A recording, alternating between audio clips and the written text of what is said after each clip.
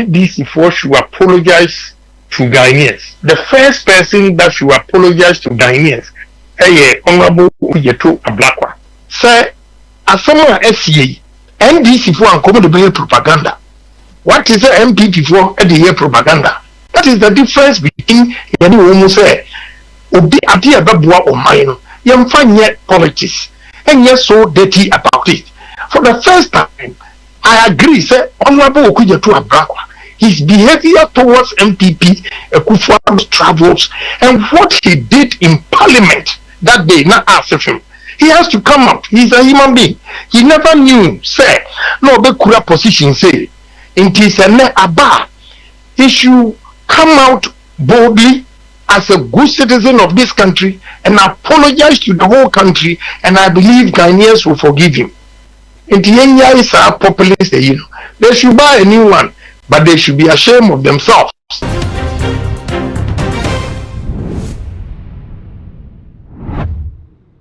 I was saying, Honorable Kena compare Agyapong na Saudi wasu jaye pa edegu Honorable Samuel Okudzeto Ablakwa ne chini ya watch say baby asem ya wo kan won san rabonten no fa ho chewpa emega na fo nyina ba mo akwa ba ede batu maji eto no maso se ne de dikan mi edie hye me subscribe button so na de ache me e ya fa be on the kan se ne be na upload ni to the first person ya won sa ebidika ya ke bebusia si body ra ensem no de ye nyina no Ghana ha asem eto ye ya yesu kra yesu wie enam chopper ya ekoteta oye ema ya so afo mienu efamu ehwere wo mo kwa foforo nsia kan ho man ye enwotwe ya ye state barrier edemom eno akwa ya asem wa Ghana ya sha ase ye di aeroplane ene helicopter ho enkomo ehwese wo man ye benya bi ede ama wo man na etiapo na timi abo ya so afo ene empuye mampani ho ban na no ya mampani atu ne nan ede efi wo man Ghana mo awoni ha na ensem ya na media no so trese wo kono kwa ofa commercial plane ena wo de koye okokoye transit e wo Dubai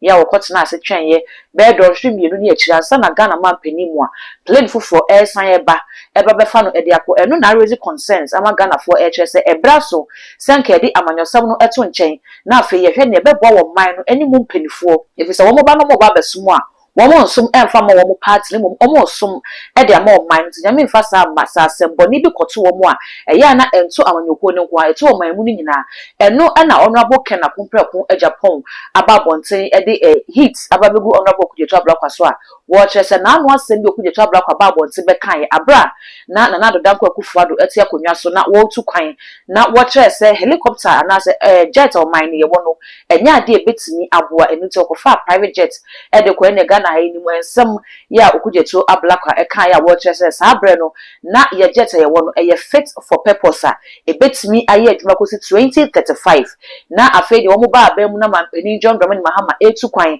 na akwakoba sa jet na nya de obetimi de akoni mo agye so fa commercial plane na Ghana mampani etimi de no nkwa etu esan musa eno ana Honorable Kena Kumpreku Agyapong ekyerese emonyo enyefe kra to Okudzeto Ablakwa wo na bonten na wo mepa Ghana fo chew na won kasa asem na no kan na de ka so ye manka ne ye kra on said nonsense in tankasa for radio so any TV so ni but we asem here o say addition ma Ghana first I mean kan okure Ghana for yesemka ewo politician edwuma omudi hundini da bia no politicians no omu de take decision bia ebeboa Ghana kura omu sro propaganda some opposition for ni Ghana for bi ebe kantino na omu ntume. Why do I say this?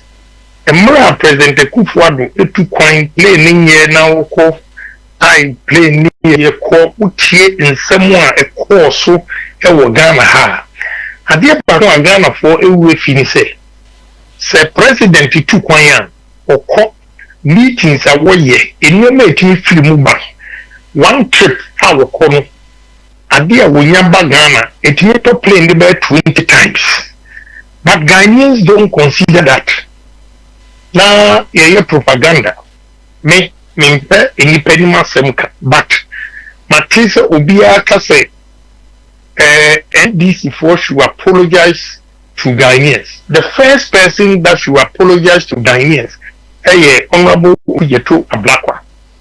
Adenti na make sa Honorable Okudzeto Ablakwa, me na me chairman that time, chairman defense and interior. Muntieni. Enna yakoto Air Force plane. Even members in the court, Honorable Agaga, me na me busy. Inti Honorable Agaga, and the lead Echo Czech Republic. Omubaye the approval by Parliament. I presented the case on the floor of the House. Honorable Okudzeto Ablakwa opposed to it.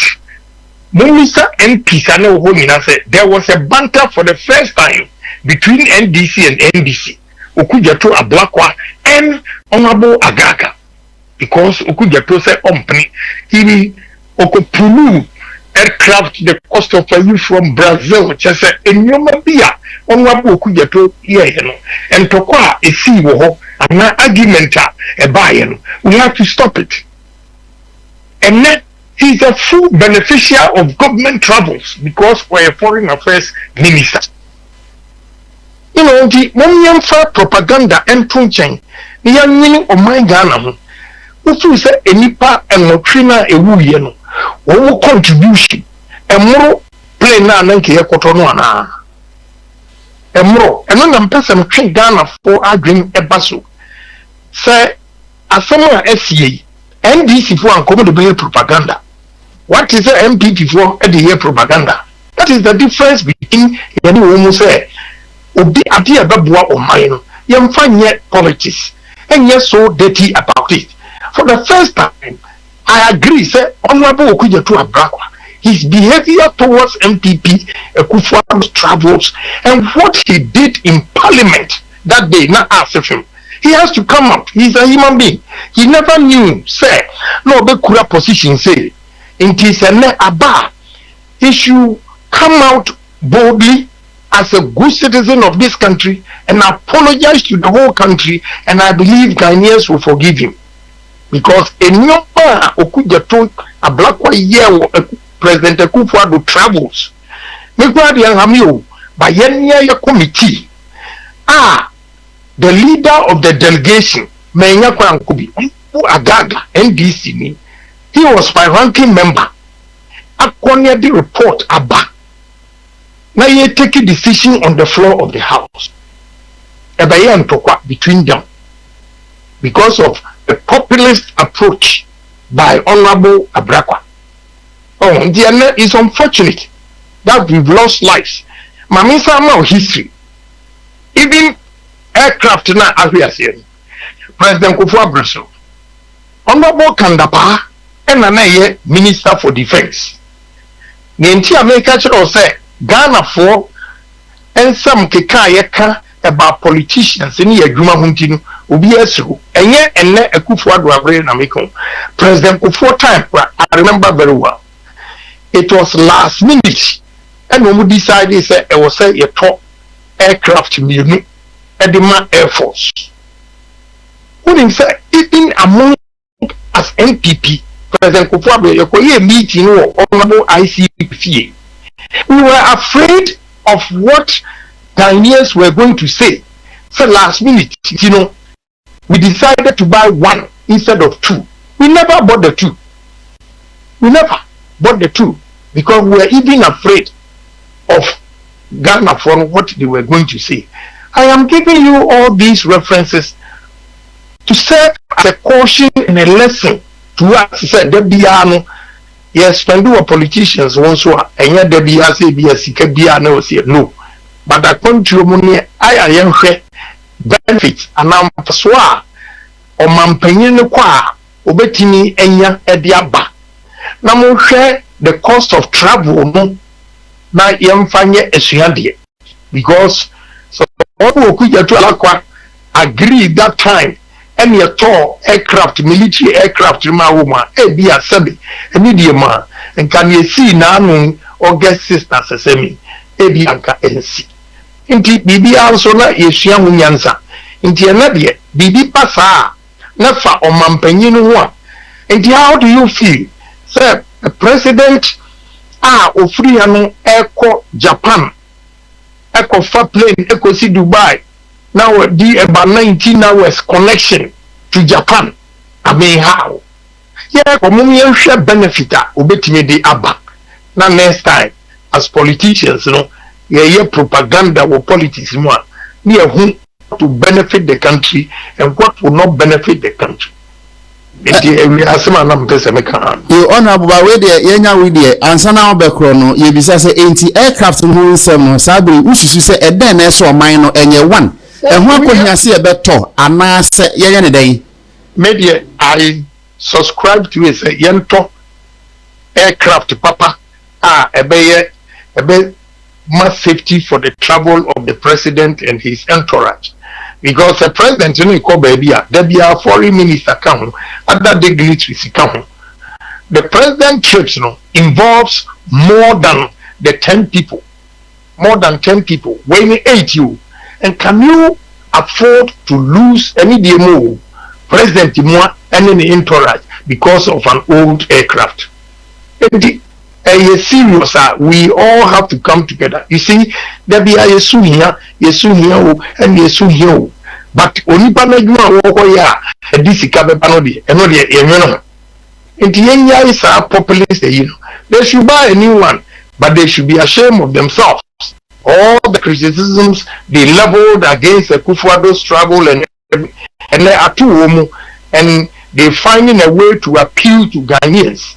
Say but and paying for say the idea you near and idea why but the for the sake of the country and its development, the minimum they agree said they should buy a new aircraft and they should resource the military.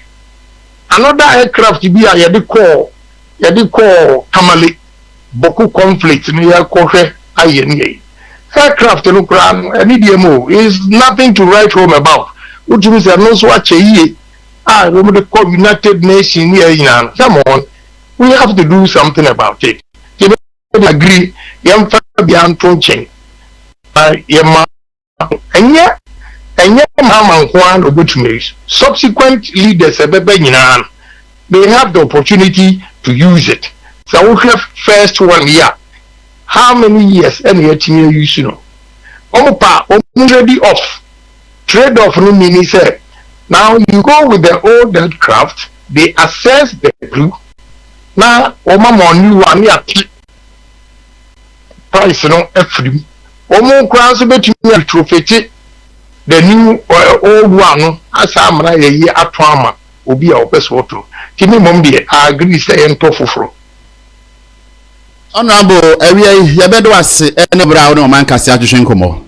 Yo, it's red was. I was here and some year on a walk and a compare Agyapong the 2 Jano and the Aquacutia, but the message over your comments. Our comment section for them now for me subscribe to so a too much GH. A yakai saw the bell never come on upload me to Wape. Pro na phone number 1 Kayan with me and some no Nina is all the social media platforms so called a too much GH also all subscribe no one like no share. Na unye bisu enye biashe dark gold enemy din ebesesha